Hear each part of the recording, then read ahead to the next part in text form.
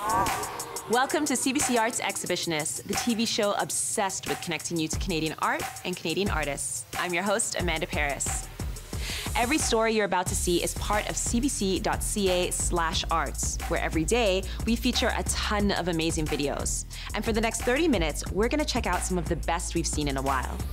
In this episode, you'll see a photographer exploring the adventures of pets, augmented reality telling the stories of immigrant women, and digital art reimagining the Canadian landscape.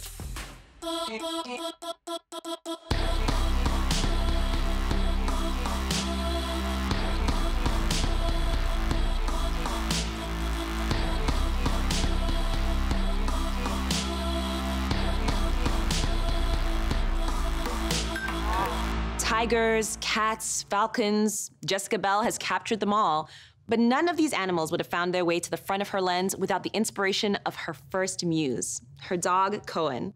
Cohen is a superstar with a huge Facebook following, tons of awards, and starring roles in movies and commercials.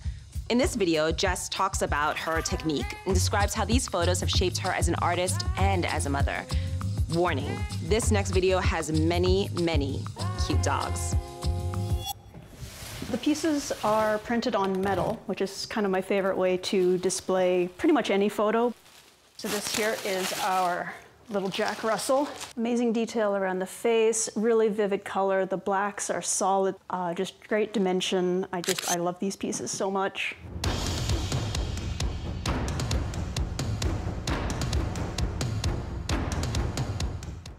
Well, I've always been really obsessed, so to say, with capturing animals in action.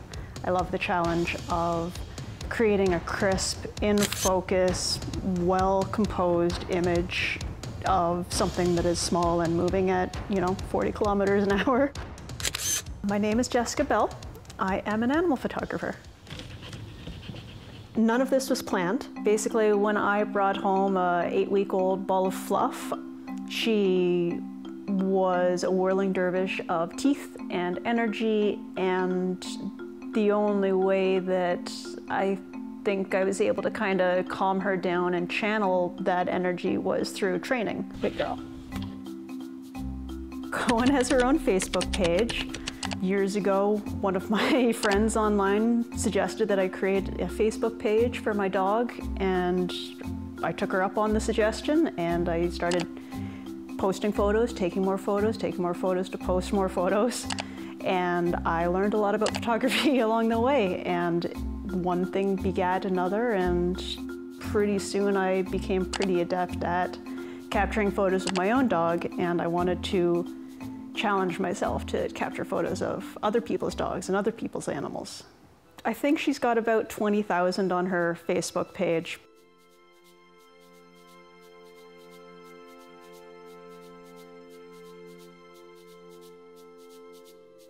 My colored powder photos have really taken off. I guess they went viral around the start of the year, which got a lot of people's eyes on my work. I find that when I introduce powder into the mix, it really just sort of acts as an action amplification device. So it really just kicks things up another notch. You get to feel the movement of the animal, despite the image being, a millisecond of time. The powder that I use is non-toxic, and I'm very particular about the way that we use it around animals. Keep it away from their heads and eyes. We don't want them inhaling it or anything like that, because it's uncomfortable, and the comfort and safety of the animals is always paramount. Image stick. Stick. I mean, there's the challenge of it. It's capturing a split second in time, and I'm seeing things in my photos that you would never see in real life, or in real time, I suppose I should say. There's the relationship that comes out in the photos between the dog and its owner. You can just see these relationships just blossom, and you can really see the love that they have for each other in these photographs. And I just love capturing that and giving it as much of an artistic flair as possible. And I want to create pieces that are going to be remembered long after our dogs are gone.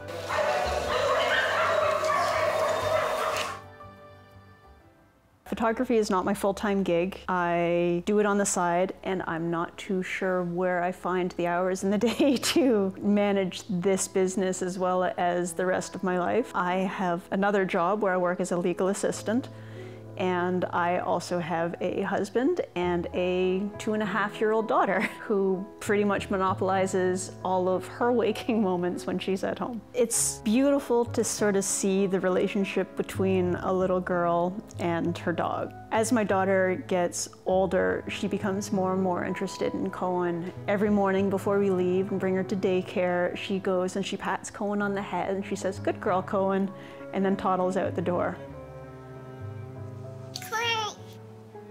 Each discipline in photography has its own sort of tips and tricks and ways to approach them. I learn best through hands-on learning. Before I had my daughter, I had no idea how to photograph a child. I'm learning as I go, and just like Cohen was my guinea pig for learning how to photograph dogs, my daughter is my guinea pig for learning how to photograph people. Yeah, I love challenging myself to continue growing and continue learning. I love meeting new people. I love meeting their animals. I love creating these images that are going to be cherished long after this. Throughout this episode, you're going to see bite-sized snippets of work from our exhibitionist in residence, a Canadian artist that I would love for you to learn more about. Josh Owen is from Dartmouth, Nova Scotia, and we'll be seeing clips from 2 of his short films, which are these dizzying, fantastical worlds whose layers of meaning may shift your imagination into overdrive. Hello, my name's Josh Owen. I'm a writer, director, animator from Dartmouth, Nova Scotia, who is currently trying to make a short film for every letter of the alphabet. The short films I like to do involve a lot of fantasy and imagination. Like in Ghoulish Galactic Grievances, where we follow a ghoul following her dreams out of a friend-filled swamp into intergalactic outer space. Or in Billy's Behemoth Blast, a film about my granddad, who was a baby in Dartmouth during the infamous Halifax explosion of 1917. Where I got to draw my home province in Nova Scotia 100 years ago. One of the reasons I love writing my own movies is because I get to make characters like this talk.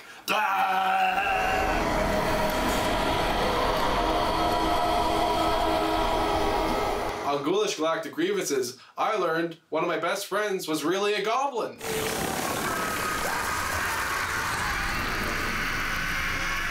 Red goblin, blue goblin, yellow goblin, green goblin.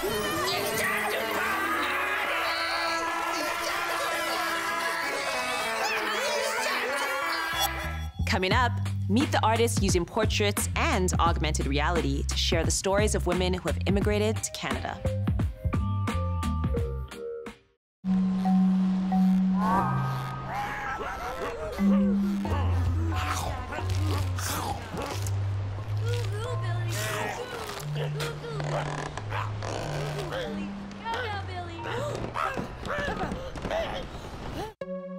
You'll be seeing more snippets of Josh's work throughout the show.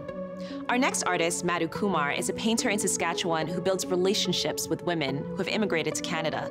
She listens to their stories and then paints them in massive portraits. Using augmented reality, she creates a space for audiences to not only see these women, but also to hear them tell their stories. Take a look. If you are an immigrant woman, there's a lot of struggles. Language is the major one. It's very difficult. You leave your family behind, you leave your friends behind, you leave your identity behind. You have an identity back home, but you don't have, you are nothing when you come here. My name is Naila Al-Shatir. I'm from Syria. My name is Nesira. I came from Uganda. My name is Sadiqa Ghaffari. I'm from Afghanistan. My name is Elsa Oldemichael. My name is Madhu Kumar. I'm from Regina, Saskatchewan. I paint stories of immigrant women. Thank you. Oh my God. Oh, Thank you. I could not sleep last night. Thank you so much. It's amazing. I'm so happy I have you. So far, I have painted 14 stories of immigrant women. And I do large scale because I feel that these are not small stories, these are big stories. especially... I have also incorporated augmented reality with my paintings. Naturally, even in Canada, so someone hear about me, and we are now... English is not our first language. We all have our accents, and they are who they are. So when you hear them talk, when you hear their own story in their own voice, you will connect more. Or teach some person how I deal with myself. So when I'm doing these stories, I don't ask them to come meet me at the coffee shop. I go to their homes. What makes an immigrant woman... I connect to people very, very quickly. I emotionally connect to everybody very fast. I'm thinking, okay, yeah, see, Madhu said to me, and I did good job, and that's why the message she paint my picture. I drove and I find a quiet place, and I parked there and I sat in my car.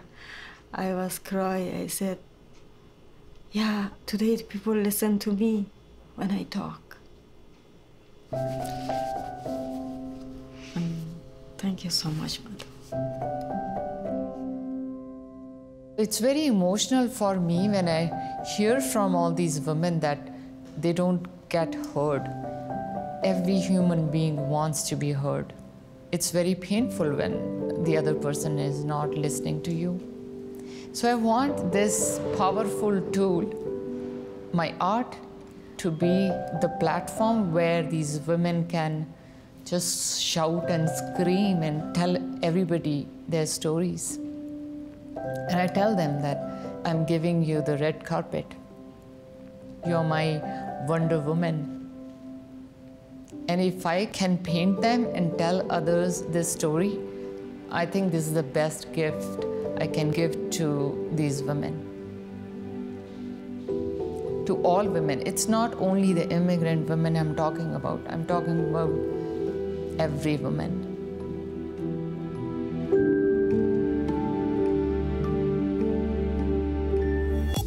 Coming up, have you ever wondered what it would be like to live in a piece of candy? This next artist can give you some idea. Is the glue too good for us? Is the glue too good for us?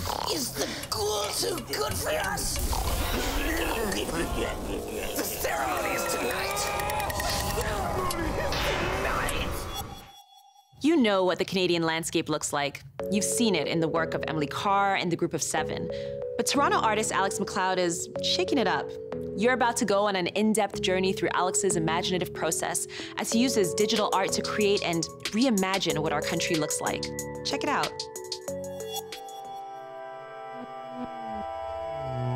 Landscape art comes from being present in your environment, not knowing what's next, and just appreciating the natural change of everything. That's how I interpret it, and that's how I move through the world.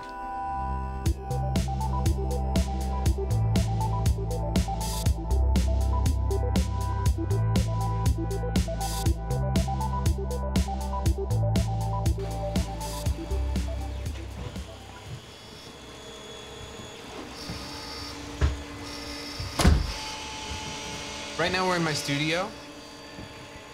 In the studio, there's a lot of activity. There's 3 3D printers going on right now, which is kind of new for me. I've worked a little bit in 3D printing. This is a landscape piece, so it's more traditionally what I do. The amount of possibilities in digital can become overwhelming. Every parameter is editable, and I could edit the color of the objects, the texture of the objects, the surface of the objects. You could iterate indefinitely, you know? It's like playing God.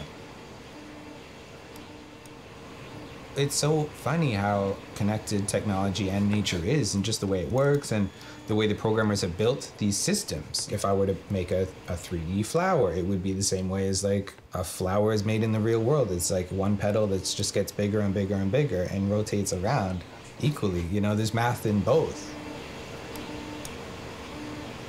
It's so wild to see a computer try to figure out reality without knowing that that's what it's meant to do.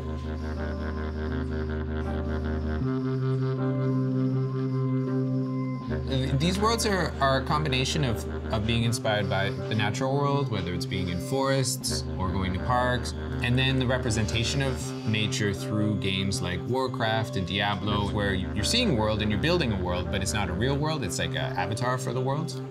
You know, like iconic tree shapes that we'll see out in nature. So when you see this, it's just triangles, but you're like, oh yeah, I know those trees. You know, these trees, it's like, they're in everything. Almost all my works. So I could just like copy this, move to a new file, you know, putting on different outfits for it.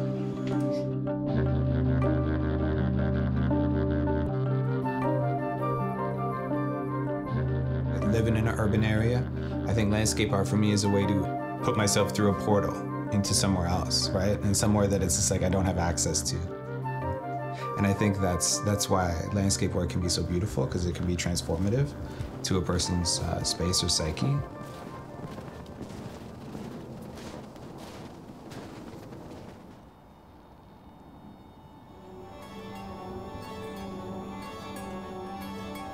We're here in Charlie Park in Rosedale, and it's the site of Government House Number 4. It was Canada's most expensive house. It was right over there, built in 1910, and then just like a ridiculous palace that was built in this park that was later demolished because it was a government-owned property, so it's like a taxpayer money pit.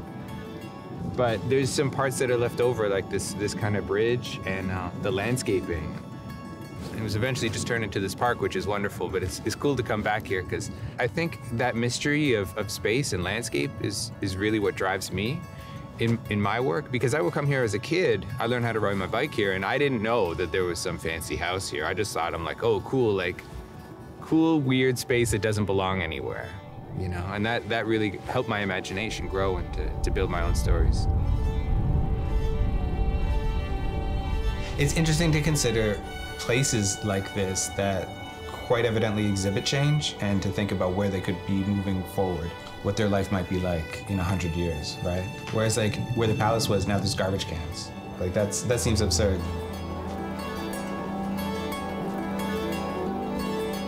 Being conscious of history is intrinsic in building empathy for space.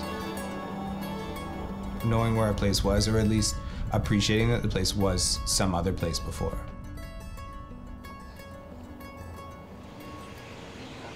Right now I'm putting the finishing touches on Ghost Stories, which is an upcoming show of mine. Ghost Stories is more or less like an exploration into the unknown.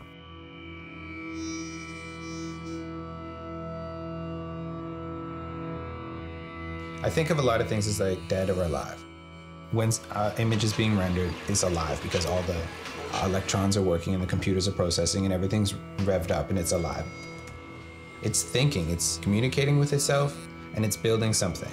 And then as soon as it builds that, it stops, and it no longer needs to function anymore. It saved that image, and that image is like an impression, like a ghost, right? So thinking about these works as ghosts, the computers, you know, it's like creating these like ghost images. So it's like a way to describe something that we don't understand. And I think there's so much in this world that we don't understand. I think it's really interesting to think even of like ghost buildings. Like this building itself, okay, the stone and bricks may not have had a spirit, but it employed so many people, and they built it for like 4 years. And all of the love and all of the trauma that went into creating this thing, it has energy. And where does it go, right? Art in general acts as a portal. It's natural to want to reflect a vision of the world. For me, nature comes in because I can look at nature and then that might trigger something. I'm working with some grammar, whether it's growths, like mushrooms or things found in the forests, or tree bark, and cracks that we might find in the forest floor, and then representing it in a way that's kind of abstracted. It's a growth from my work in landscape. 3D printing, you know, has its own limitations. I don't think that it's possible to print something entirely perfect, so working with the imperfections and kind of embracing the imperfections, and then them informing how I build the work. Like, my work in the computer is like a mix of different surfaces and textures, and I think it's wonderful to be able to capture that. So I think there's still like such a grounding to the real physical world and the grammar of representation of landscape. It's like expanding our understanding of what a landscape could be.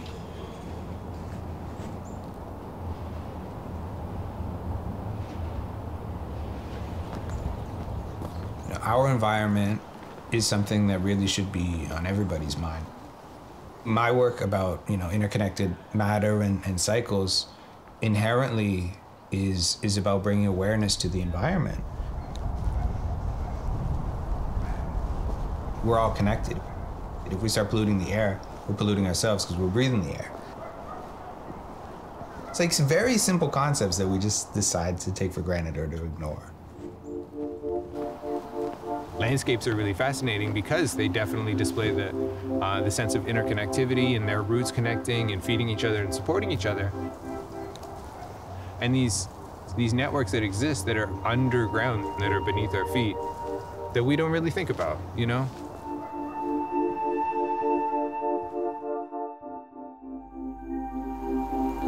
People have to be exposed to new forms of representation of landscape. It's important for artists that do work in landscapes to push it forward and to allow for new meanings and new definitions to be built. If there's an artist you think should be on CBC Arts Exhibitionist, send me a message on social media. Our handle is @CBC Arts. FYI, if you want eye candy delivered straight to your inbox every Sunday, sign up for our newsletter. I promise you won't regret it. Tune in next week when we'll be doing another deep dive into the fascinating work of Canadian artists. Peace.